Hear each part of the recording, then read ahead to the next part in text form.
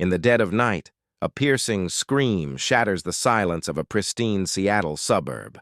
Amanda Rogers, a devoted teacher, freezes as the sound echoes from her teenage son's room. What chilling secret has her perfect family been hiding? As she races upstairs, a single question burns. How far will she go to uncover the truth and protect her child? There is one detail that only the attentive notice. Did you notice? Subscribe. It will help us make content that you will watch. In the manicured streets of Bellevue, Seattle, the Rogers family's modern two-story home gleamed under the Pacific Northwest sun. With its sleek glass windows, cedar siding, and vibrant rose garden, it was the envy of the neighborhood, a symbol of success and harmony. Amanda Rogers, 42, a high school history teacher with a warm smile and sharp intellect, was the heart of this idyllic picture. For 12 years, she'd inspired students at Bellevue High, earning their trust with her empathy and dedication. Her husband, Nathan, 45, a charismatic tech entrepreneur, commanded respect in Seattle's booming startup scene. His tailored suits and easy confidence made him a local icon, his name synonymous with innovation. Their son, Ethan, 16, was a quiet, lanky sophomore with a knack for coding and a shy demeanor that hid a storm within. On a rainy October evening, Amanda sat at the kitchen table, grading essays under the soft glow of a pendant light. Papers were strewn across the marble counter, her laptop open to student records. Nathan leaned against the island, sipping bourbon, his tie loosened after a long day. "You're burning out, Amanda," he said, his voice smooth but edged with impatience. "Why drag work home? Those kids don't need you playing savior." Amanda brushed a strand of auburn hair from her face and smiled faintly. "It's just prep for parent meetings. I'll wrap up soon." She didn't mention the student who'd confided in her today, a girl struggling with anxiety. Nathan wouldn't understand. He never did. "Where's Ethan?" Nathan asked, glancing at the staircase. "In his room, probably coding," Amanda replied. Nathan's jaw tightened. "He's been off lately, too quiet. Check on him." Amanda hesitated. "He's 16, Nathan. He needs space." Nathan's eyes narrowed, his tone cold. "No secrets in this house, Amanda. Go to avoid a fight." Amanda nodded, stacking her papers and climbing the stairs. She'd learned to pick her battles with Nathan, whose need for control had grown sharper over their 10-year marriage. Ethan's door was shut, the faint hum of music seeping through. Amanda knocked softly. "Ethan, can I come in?" No answer. She eased the door open. In the dim room, Ethan lay on his bed, hoodie pulled up, staring at his phone. He darkened the screen as she entered. "You okay?" Amanda asked, her voice gentle. Ethan shrugged, his dark hair falling over his eyes. "Just tired." Amanda sat on the bed's edge. "You've been tired a lot lately. What's going on?" Ethan's shoulders tensed. "Nothing, Mom. I'm fine." His voice was flat, but his fingers gripped the phone tightly. Amanda scanned the room. The posters of tech pioneers and gaming consoles were gone, replaced by bare walls. Ethan, once a chatterbox who'd spend hours showing her his latest app, had withdrawn over the past year. His grades had slipped from A's to C's, and he'd quit the coding club. "How was your math test?" she asked. "Got a D," he mumbled. "A D? Ethan, you aced math last year. What happened?" He turned away. Couldn't focus. Amanda's stomach knotted. Something was wrong, deeply wrong. Nathan's heavy footsteps echoed in the hall. He loomed in the doorway, arms crossed. "What's this about a D?" His voice dripped with disdain. "You're slacking, Ethan. No wonder you're holed up like a hermit." Amanda shot him a look. "Nathan, he's not feeling well." Nathan scoffed. "Not feeling well? He's dodging responsibility. Stop coddling him, Amanda." Ethan curled tighter into himself, silent.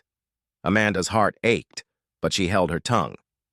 You're going to school tomorrow, Nathan barked. No excuses?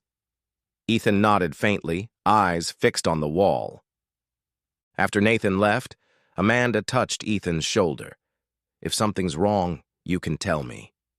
Ethan's voice was barely a whisper. There's nothing to tell. But his eyes, usually bright with curiosity, were hollow. Amanda left the room, her chest tight. Downstairs, Nathan was on the couch, scrolling through his phone. Don't baby him, he said without looking up. He needs discipline, not a therapist. Amanda nodded, but her mind raced. Ethan's withdrawal wasn't teenage rebellion. It was something darker. The next morning, Amanda watched Ethan trudge to the school bus, his backpack slung low, his face pale.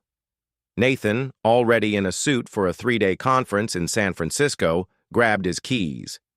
Keep an eye on him while I'm gone, he said. Check his phone. I want to know what he's hiding. Amanda bristled but murmured, Okay. She hated invading Ethan's privacy, but Nathan's insistence often left her feeling cornered. At Bellevue High, Amanda met her colleague, Lisa Nguyen, a counselor with a knack for spotting hidden pain. Over coffee in the staff lounge, Amanda confided. Ethan's not himself. He's distant, failing classes, and Nathan thinks it's just laziness. Lisa frowned. What do you think? Amanda's voice cracked. I think he's hurting, but he won't talk. Nathan won't even let me take him to a doctor, says it's a waste of money. Lisa's eyes narrowed. Amanda, you're a teacher. You know the signs. Trust your gut. Nathan's away, right? Take Ethan to a doctor. Do it for him. That afternoon, Amanda pulled Ethan from school early. We're going to a clinic, she said firmly as he climbed into her SUV. Ethan's eyes widened. But Dad's not here, Amanda cut in. Your health comes first. Ethan stared out the window, silent, as they drove to a clinic in Kirkland, far from Nathan's network of tech colleagues. At the reception, Dr. Rachel Kim, a calm pediatrician, greeted them. Ethan glanced at Amanda. Can I talk to her alone? Amanda's heart sank, but she nodded. I'll be outside. In the waiting room, Amanda's mind spiraled. Was Ethan depressed, using drugs, hiding an injury? The 40-minute wait felt eternal. When Dr. Kim emerged, her face was grave. Mrs. Rogers, we need to run some tests, blood work and a physical exam. Amanda's throat tightened. Tests? Is he okay? Dr. Kim hesitated. We'll know more tomorrow. Can you come back then? Amanda nodded, her heart pounding. As they drove home, Ethan stared out the window, silent. Amanda reached for his hand, but he pulled away. Whatever Ethan was hiding, Amanda vowed to uncover it, no matter the cost. The next day, Bellevue's gray skies mirrored Amanda Rogers' unease as she drove Ethan back to the Kirkland clinic. The wipers swiped rhythmically, but the silence in the SUV was deafening. Ethan sat hunched, his hoodie obscuring his face, fingers fidgeting with his phone. Amanda gripped the steering wheel, her mind replaying yesterday's visit. Dr. Kim's grave expression, Ethan's request to speak alone. What was he hiding? She glanced at him, searching for words, but his closed-off demeanor stopped her. We'll figure this out, Ethan, she said softly. He didn't respond. At the clinic, the sterile scent of antiseptic hit Amanda as they entered Dr. Rachel Kim's office. Ethan's shoulders stiffened, his eyes darting to the floor.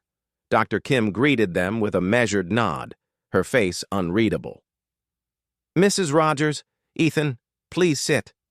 She gestured to 2 chairs across her desk. Amanda's pulse quickened as she noticed a file folder, thick with papers, under Dr. Kim's hand. We have the test results, the doctor began, her voice steady but heavy. Ethan's blood work shows elevated stress hormones and signs of chronic anxiety. The physical exam revealed bruising on his upper arms and back. Amanda's breath caught. Bruising? Her voice trembled. Ethan, how did this happen? Ethan stared at his sneakers, silent. Dr. Kim leaned forward. Mrs. Rogers, these injuries aren't consistent with typical teenage activities. They suggest repeated pressure or restraint. Amanda's stomach churned. Restraint? You mean someone hurt him? Dr. Kim hesitated, glancing at Ethan. Ethan shared some details with me, but he needs to feel safe to tell you himself. I've called a social worker to join us. A social worker? Amanda's mind raced. Was Ethan being bullied? Abused at school? She reached for his hand, but he flinched, pulling away. Ethan, please, she whispered, tears pricking her eyes. Whatever it is, I'm here. Ethan's jaw clenched, but he said nothing. A knock interrupted, and a woman entered. Tracy Evans, a social worker with Child Protective Services. Her calm demeanor contrasted with the tension in the room. Mrs. Rogers, I'm here to help Ethan share what's been happening, Tracy said, sitting beside him. Ethan, do you want to tell your mom, or should I? Ethan's hands shook. He looked at Tracy, then at Amanda, his eyes glistening. It's Dad, he whispered, his voice breaking. Amanda froze. Nathan? The word felt like a blade. What are you saying? Ethan's voice grew stronger, though it wavered. He's been hurting me, for months. When you're at school or when he's mad. He grabs me, yells, says I'm a failure. Last week, Ethan stopped, choking back a sob. Amanda's world tilted. Nathan, the man she'd married, the tech mogul everyone admired, abusing their son? No, she gasped. Ethan, why didn't you tell me? Tracy interjected gently. Ethan was scared, Mrs. Rogers. He said Nathan threatened to make things worse if he spoke out. Said no one would believe him because of Nathan's reputation. Amanda's chest tightened with guilt. She'd missed the signs. Ethan's withdrawal, his fear. She'd let Nathan's control blind her. I'm so sorry, Ethan, she said, her voice cracking. This isn't your fault. Ethan's tears fell, but he nodded faintly. Dr. Kim spoke up. There's more. Ethan's mentioned incidents that may constitute emotional and physical abuse. We're required to report this to the authorities. Amanda's heart pounded. Report Nathan? The man who'd swept her off her feet after her first husband's death, who'd adopted Ethan as his own? Yet the bruises, Ethan's fear, it all pointed to a horrifying truth. What happens now? Amanda asked, her voice barely audible. Tracy outlined the next steps. We'll file a report with CPS and the police. Ethan's safety is our priority. Since Nathan's away until tomorrow, you have time to move to a safe location. Do you have somewhere to go? Amanda thought of Lisa Nguyen, her colleague and friend. Yes, Lisa's house. We can stay there. Tracy nodded. Good. An officer will meet you tomorrow to take statements. We'll also request a restraining order against Nathan. As they left the clinic, Amanda's mind swirled with dread and determination. She hugged Ethan tightly in the parking lot, feeling his trembling frame against hers. I'll protect you, she promised. But a chilling thought struck her. Nathan's tech empire gave him resources, connections, lawyers, surveillance. What if he suspected something? At home, Amanda packed bags quickly, her eyes scanning for anything suspicious. She found Ethan in his room, clutching a USB drive. What's that? She asked. Ethan hesitated. Proof. I recorded him yelling, threatening, last month when he thought I was asleep. Amanda's blood ran cold. Ethan, so young, had been gathering evidence alone. You're so brave, she said, hugging him again. They drove to Lisa's house in Redmond, a cozy bungalow tucked among pines. Lisa welcomed them, her face etched with concern. You're safe here, she said, guiding them inside. That night, Amanda couldn't sleep. She sat in Lisa's guest room, Ethan asleep beside her, the USB drive on the nightstand. Her phone buzzed, a text from Nathan. Home tomorrow. Better have Ethan's grades up. Amanda's hands shook. Did he know they'd gone to the clinic? She turned off her phone, fear creeping in. Tomorrow they'd face the police, but a new worry gnawed at her. Nathan's company had access to tracking software. Had he been watching them all along? Morning light filtered through the blinds of Lisa Nguyen's Redmond bungalow, but Amanda Rogers felt no warmth. She sat at the kitchen table, clutching a mug of coffee, her eyes bloodshot from a sleepless night.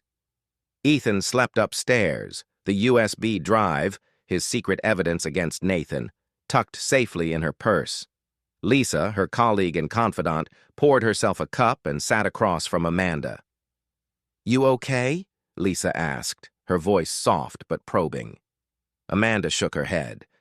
"I keep replaying it. Ethan's bruises, his fear. How did I miss this?" Lisa reached for her hand. "Abusers like Nathan are masters of deception. You're a teacher, Amanda, but you're human. What matters is you're acting now." Amanda nodded, but guilt gnawed at her. She'd ignored the red flags, Nathan's controlling nature, his insistence on monitoring Ethan's every move. Her phone, still off since Nathan's chilling text last night, sat like a ticking bomb on the counter. What if he was tracking them? A knock at the door jolted her.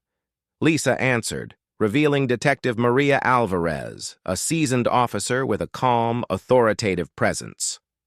"Mrs. Rogers, I'm here to take your statements," Alvarez said, stepping inside. Amanda woke Ethan, who shuffled downstairs, his hoodie pulled tight. In Lisa's living room, Alvarez listened as Ethan recounted Nathan's abuse, months of verbal tirades, grabs that left bruises, threats to fix him if he spoke out. His voice trembled, but the USB drive's audio, played through Lisa's laptop, was damning. Nathan's voice, cold and menacing, berating Ethan for a low grade, followed by a thud and Ethan's stifled cry. Amanda's hands shook as she spoke next, detailing Nathan's growing control over their lives, his demands to check Ethan's phone, his dismissal of Ethan's struggles. Alvarez took notes, her face impassive, but her eyes sharp. "This is strong evidence," she said. "We've issued a warrant for Nathan's arrest. He's due back from San Francisco today. CPS is also involved, and will file for a restraining order." Amanda exhaled, relief tinged with dread. What if he fights back? He's got money, lawyers. Alvarez met her gaze. "He may try, but the evidence is solid. Stay here with Ms. Nguyen for now. Don't go home until we confirm Nathan's in custody." As Alvarez left, Amanda's phone buzzed to life. She'd turned it on to check for updates. A new text from Nathan. "Where are you?" Ethan's not at school. Her heart raced. How did he know? She showed Lisa, who frowned. "Amanda, his company makes tracking apps. Could he be monitoring your phone?" Panic surged. Amanda powered off her phone again, but the seed of fear took root. Nathan's tech empire gave him tools beyond her reach. GPS trackers, access to Ethan's school portal, maybe even cameras in their home. She remembered his obsession with security, the new smart devices he'd installed last year. Had he been watching them all along? "We need to check my car," Amanda said, her voice urgent. "What if he's tracking that too?" Lisa grabbed a flashlight, and they scoured Amanda's SUV in the driveway. Under the rear wheel well, Lisa found a small magnetic device, a GPS tracker. Amanda's blood ran cold. "He's been following us," she whispered. Lisa's face hardened. "Remove it, leave it here. Let him think you're still in Redmond." Amanda pried it off, her hands trembling, and Lisa hid it in her garage. Back inside, Amanda hugged Ethan, who'd overheard. "He can't find us now," she said, but her voice wavered. That afternoon, Alvarez called. "Nathan's been detained at SeaTac Airport. He's denying everything, but we have the USB audio and Ethan's statement. Stay put until we process him." Amanda thanked her, but unease lingered. Nathan's connections ran deep. Tech moguls, politicians, even police contacts. What if he slipped through? To distract herself, Amanda helped Ethan with homework, but his eyes kept darting to the windows as if expecting Nathan to appear. As night fell, Lisa's phone rang, an unknown number. She answered, then paled, handing it to Amanda. "It's for you." A man's voice, smooth and unfamiliar, spoke. "Mrs. Rogers, Nathan's concerned about Ethan. He knows you're in Redmond. Cooperate, and this stays quiet." Amanda's heart stopped. "Who is this?" she demanded. The line went dead. She stared at Lisa, terror gripping her. "Someone's working with Nathan. They know where we are." Lisa locked the doors and checked the windows. "We need to move. My cousin's cabin in Snoqualmie. Remote, no signal. Go there tonight." Amanda hesitated.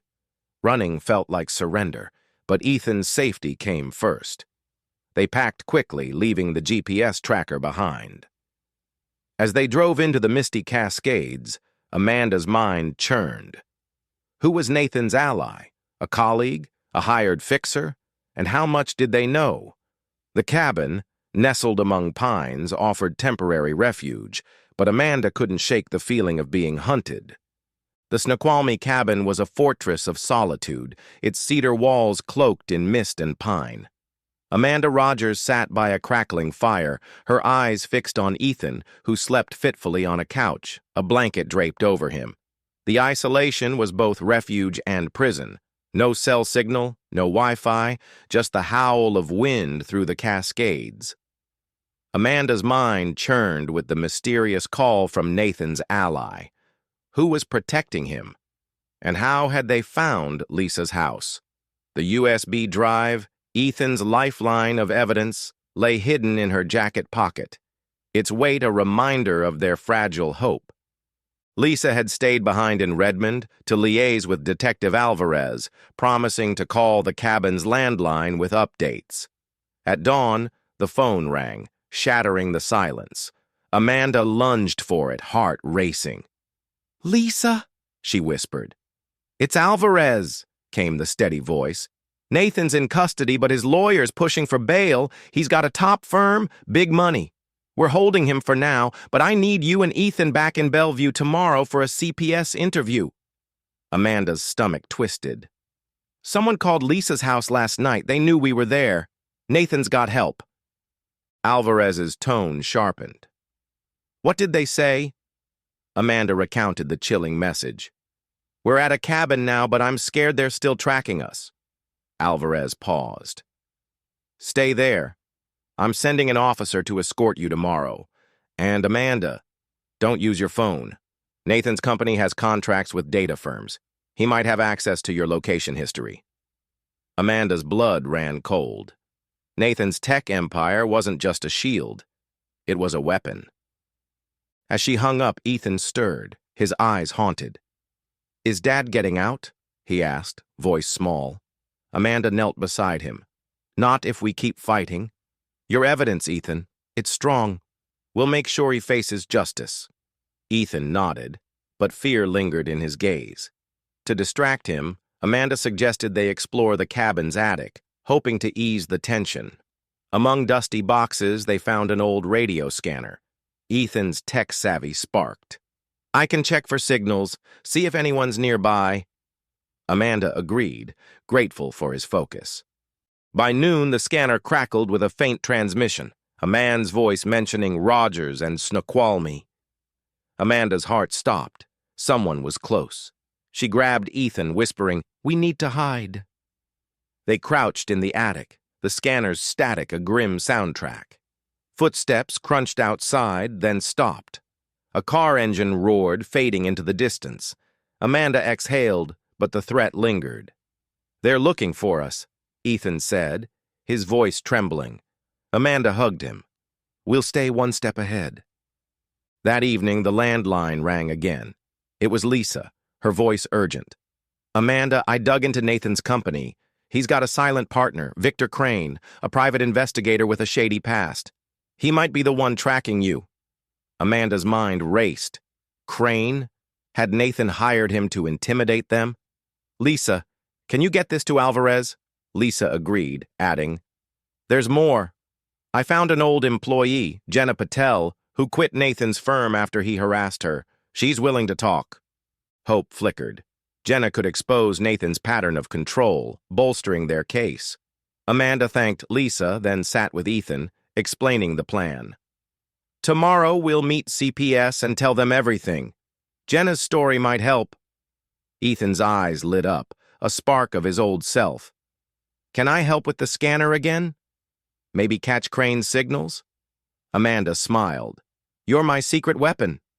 His courage, despite the fear, fueled her resolve. At dawn, Officer Daniels, a burly cop sent by Alvarez, arrived to escort them. The drive back to Bellevue was tense, Ethan scanning for signals while Amanda watched the rearview mirror. At the CPS office, social worker Tracy Evans greeted them warmly but firmly. Ethan, we'll talk first, then your mom. Ethan's interview lasted an hour, his voice steady as he recounted Nathan's abuse. Amanda's turn followed, her guilt pouring out. How she'd missed the signs, how Nathan's charm had blinded her. Tracy listened, then shared a bombshell. Ethan mentioned a locked room in your basement. He said Nathan spent hours there, sometimes after incidents. Do you know what's in it? Amanda frowned. Nathan said it was for work, servers, tech stuff. I never went in. Tracy's eyes narrowed. We'll request a search warrant. If Nathan's hiding something, it could strengthen your case. Amanda's pulse quickened. What was Nathan concealing? Evidence of more victims? Surveillance footage? As they left, Alvarez met them outside. Good news, Jenna Patel's statement is in.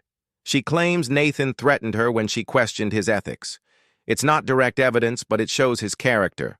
And we're working on that warrant. Amanda thanked her, but a new fear surfaced. If Nathan's basement held secrets, would Crane try to destroy them first? That night at Lisa's, Amanda couldn't sleep, haunted by the locked room's mystery and the shadow of Crane's pursuit. The Bellevue courthouse loomed under a crisp March sky, its stone facade a symbol of reckoning. Amanda Rogers gripped Ethan's hand as they climbed the steps, their breaths visible in the chill. 4 months had passed since Ethan's revelation, a grueling stretch of CPS interviews, police investigations, and sleepless nights haunted by Nathan's shadow. Today was his sentencing hearing, the culmination of their fight for justice. Ethan, now 17, stood taller, his eyes carrying a quiet strength forged through counseling and his mother's unwavering support. Inside, the courtroom buzzed with tension. Amanda and Ethan sat beside Lisa Nguyen, who'd become their rock. Detective Alvarez nodded from the gallery, her presence reassuring. Nathan sat at the defendant's table, his once polished demeanor replaced by a gaunt, hollow stare. His high-powered lawyer, a sharp-eyed woman, whispered to him, but Nathan's empire had crumbled. The USB drive's audio, Ethan's testimony, and Jenna Patel's statement had painted a damning portrait of a controlling abuser. The search of Nathan's basement had been the turning point.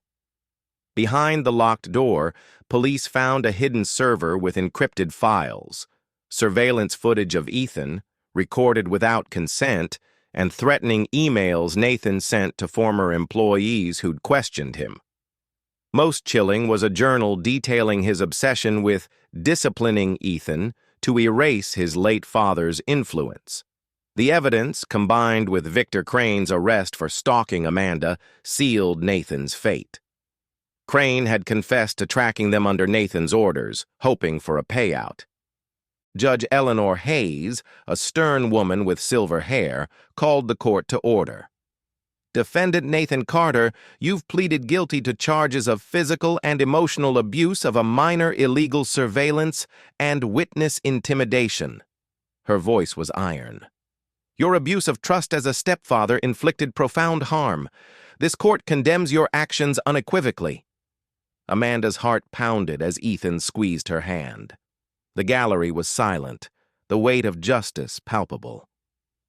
Mr. Carter, You are sentenced to 15 years in prison with no parole for 10 years, Judge Hayes declared. A permanent restraining order is granted for Ethan and Amanda Rogers. Nathan's head bowed, his lawyer motionless. Amanda exhaled, tears streaming down her face. Ethan leaned into her, whispering, "It's over, Mom." She hugged him tightly, relief and pride flooding her. They'd faced a titan and won, not with vengeance, but with truth. Outside, spring sunlight bathed the courthouse steps. Lisa joined them, her smile warm. "You did it," she said. Amanda shook her head. "We did it. Ethan, you, Alvarez, Jenna, all of us." Ethan's eyes, once dim, sparkled with hope. "I want to start a coding project," he said suddenly. "An app to help kids report abuse safely." Amanda's heart swelled. "That's incredible, Ethan. I'm so proud." 3 weeks earlier, they'd moved to Issaquah, a quiet town east of Seattle. Amanda had taken a teaching job at a local high school, and Ethan enrolled in a new school where he'd joined a coding club. Counseling had helped them heal, rebuilding their bond stronger than ever. Nathan's company, tainted by scandal, was under investigation, its assets frozen. Jenna Patel's testimony had sparked a broader inquiry into Nathan's business practices, ensuring accountability.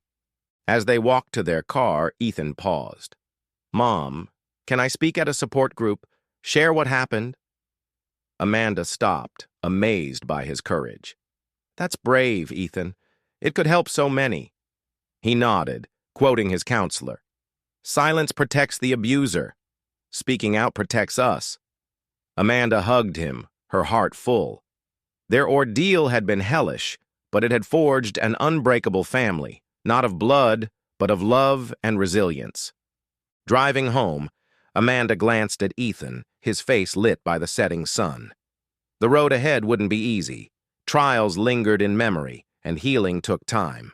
But they'd face it together, step by step, toward a life free of fear. Justice had prevailed, not through violence, but through the law's steady hand and their courage to speak. In Issaquah's rolling hills, a new chapter waited, one of hope, strength, and a family reborn.